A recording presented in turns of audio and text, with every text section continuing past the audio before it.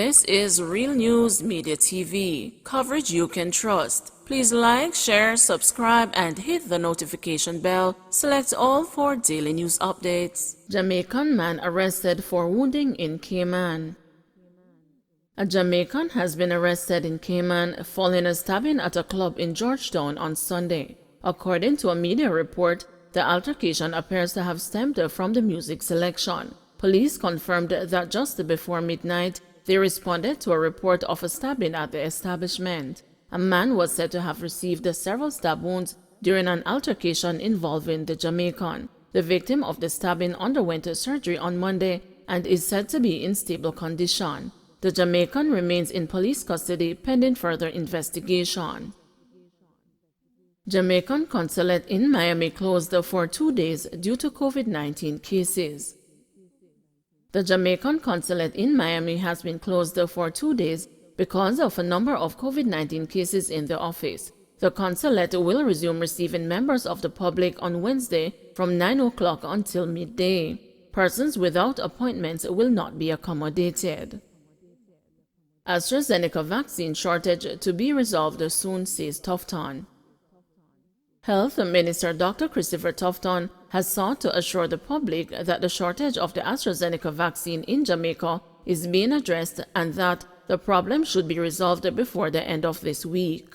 He explained on Monday that the issue is related to supply and distribution challenges. Reports surfaced earlier on Monday that some persons at vaccination sites were being told that there was no AstraZeneca vaccine to administer. Dr. Tufton confirmed the shortage but said it was temporary. There are some distribution issues which we're trying to sort out, some inventory and distribution issues. A discussion is taking place as we speak at the level of the ministry and the National Health Fund, which is responsible for not just procurement, but storage and distribution, the logistics. We're hoping to sort it out within a short period of time. So I just want to reassure persons, don't be alarmed. We will find a way to address the challenges that we have. And I'm expecting to get a report tomorrow to see how much more details there is on the particular situation. Renowned businessman Jimmy Moss Solomon dies. Renowned businessman and the former president of the Jamaica Chamber of Commerce, James Moss Solomon, has died. Mr. Moss Solomon died Tuesday morning at hospital. He was for many years a senior executive of Grace Kennedy Limited and in more recent years lectured at the Mona School of Business and Management. He also served as chairman of the board of his alma mater Jamaica College and several public sector bodies. As a youth, Jimmy Moss Solomon represented Jamaica in swimming. Prime suspect in Haitian president's assassination deported from Jamaica. The Colombian, who is one of the prime suspects in the assassination of Haitian President Jovenel Moïse, was deported to his homeland from Jamaica on Monday afternoon. Mario Palacios left on a flight from Norman Manley International Airport. The Supreme Court had ordered his deportation last Friday after his attorney Caroline Reed Cameron filed a writ of habeas corpus demanding his release and deportation to Colombia. The news has been informed that Mr. Palacios will be detained by Colombian authorities based on the red notice issued by Interpol for his arrest. He is to be held for about 36 hours. Construction worker murdered in South Manchester. Police say a 50-year-old construction worker was shot and killed by robbers at a bar in Prospect, South Manchester, close to the St. Elizabeth border late Monday. The deceased has been identified by the police as Romel Ham of Prospect. The Constabulary Communications Unit told the news by telephone that about 8:30 p.m. on Monday, 2 men entered a bar and fired shots, hitting Ham. He was subsequently robbed. According to residents, just before Ham's murder, the robbers had held up and stolen a minibus from a transport operator who was playing dominoes with friends at another location close by. Back-to-school train not on track. Even as many schools delayed resumption of face-to-face classes, the Jamaica Railway Corporation's much-trumpeted train service for St. Catherine students did not begin rolling on the first Monday of the year as planned. The Transport Ministry officially launched the Back on Track school train service on December 14, saying the cashless service would benefit some of the most vulnerable children, particularly those on the program of advancement through health and education. On Monday, when the news visited the Spanish Town terminal, where trains were to arrive at 6:55 and 7 a.m., there was no sign of activity. I said in Parliament that we are going to reintroduce passenger trains because if we can use the lines for cargo, we can use it for people, and today I am seeing the reality of that, and I am proud, Transport and Mining Minister Robert Montague had said at the December launch. He also reminded the gathering that when he first assumed the responsibility for the portfolio in 2018, he had said that the JRC is a gem that needs to be polished. On Monday, several calls to Montague's phone went unanswered, but a spokesperson from the ministry, Nayoka Linton, explained that there had been some delays and the launch was pushed back to Wednesday. She said there was to be a final meeting before then to see if all the challenges had been resolved. She declined a request for details on the challenges being faced. The Back on Track initiative is a collaboration between the Jamaica Urban Transit Company, the JRC, and the Transport and Education Ministries. It is expected to transport 400 students from Old Harbor and Linstead to Spanish Town, where they will then continue their journey on JUTC buses.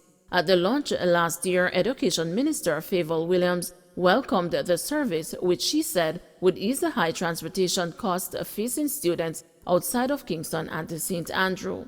The schools whose students will benefit from the service when it finally gets rolling include Jonathan Grant High, St. Jago High, Jose Marti High, and St. Catherine High. Crash involving cop and a motorist in Trellauny.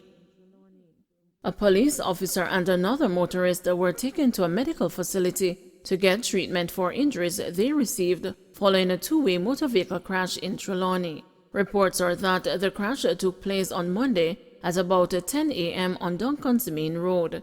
The impact of the collision left the two cars severely damaged. Sources report that the occupants of both the vehicles were taken to a medical facility for medical examination. Based on reports at the time, injuries were not considered life-threatening. JCF identify cause of crashes on local roads. Head of the Public Safety and the Traffic Enforcement Branch of the Jamaica Constabulary Force, Assistant Commissioner of Police Gary McKenzie, is appealing to motorists to obey the rules of the road in order to reduce traffic crashes. ACP McKenzie said that in many fatal accidents which occur in Jamaica, numerous factors contribute to the outcome. ACP McKenzie pointed out that two major areas of concern are persons overtaking where there is a continuous white line and overtaking on approaching a bridge or a corner, which often results in a crash. He added that these are serious contributing factors, hence the appeal for fulsome compliance with the road code, including slowing down. As it relates to traffic accidents, especially those that become very serious and lead to death, we have recognized that driving at excessive speed is a really serious issue, but most of the time the gravity of the injury and the nature of the damage while speeding contributes, it is not usually the primary reason why the accident happened, he explained. We are trying our best to reduce speeding to ensure that people understand that it does not make sense to make haste, because to make haste you make waste, so let us slow down on the roads and abide by the road rules, he said. Meanwhile, statistics from the Road Safety Unit in the Ministry of Transport and Mining revealed an overall increase in fatal crashes and road fatalities. In 2021, 483 Jamaicans died on the nation's road in 435 crashes. Fatal crashes and fatalities have both increased by 12% when compared with 2020. Director of the Road Safety Unit, Mrs. Deidre Hudson Sinclair, is also urging motorists and other road users to be responsible on the roads and obey the curfew hours. Statistics from the unit reveal that fatalities during curfew hours accounted for approximately 33% of the total fatalities in 2021, with 161 persons being killed in 134 fatal crashes. Children demonstrating psychological effects from Kingston Central gang war. Evidence that the deadly feud between the Dark Side and the genocide gangs in the Kingston Central constituency since the 2020 general election has damaged the children psychologically is now emerging in how they relate to each other and the drawings they produce, Holy Family Primary School Principal Christopher Wright revealed on Monday. We are being affected by the violence. While it is not disrupting the flow of school, our children are suffering from what has been happening in the community, and not just now but for a very long time. The psychological effect of the violence on our students is one that we cannot measure, but we have seen the impact of this serious challenge we are facing, Wright told the news as the school resumed face-to-face classes.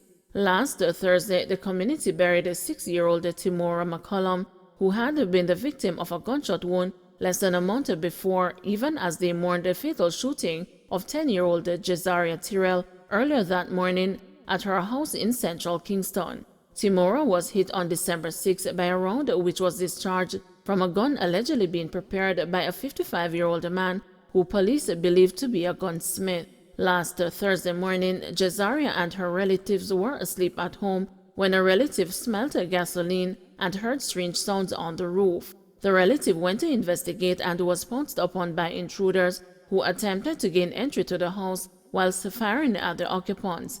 During the gunfire, the 10-year-old was shot. She was taken to hospital where she was pronounced dead.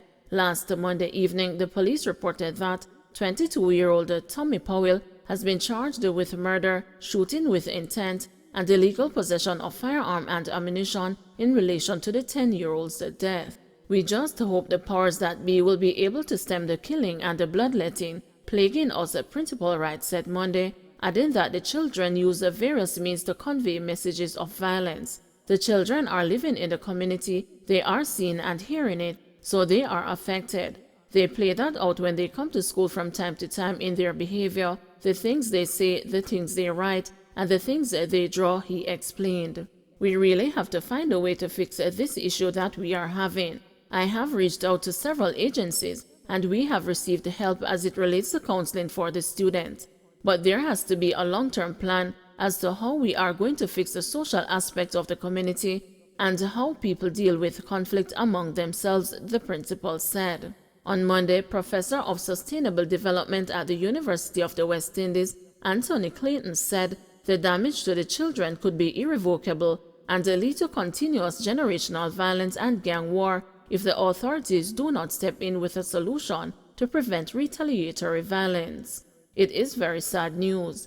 This is what you see in war zones across the world. Children in war zones are affected exactly this kind of way. Children are witnessing horrors. They act these things out in their play, in their speech, and in their drawings. If you ask children affected in this way to do drawings of their world, they will do drawings of acts of violence, people being killed, shot, and stabbed, Professor Clayton said. Children are deeply traumatized when violence is all around them, and when they feel trapped with no escape from the violence, he added. These children are internalizing the violence. This is a sign that children are being traumatized, and in some cases, this damage will be irrevocable.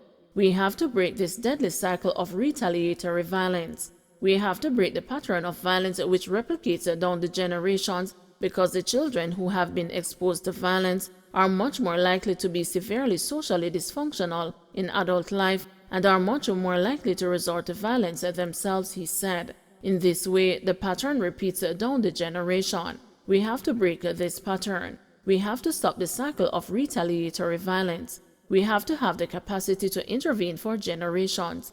Intervene or it will go on for generations. Don't forget to like, share, subscribe, and hit the notification bell. Select all for daily news updates.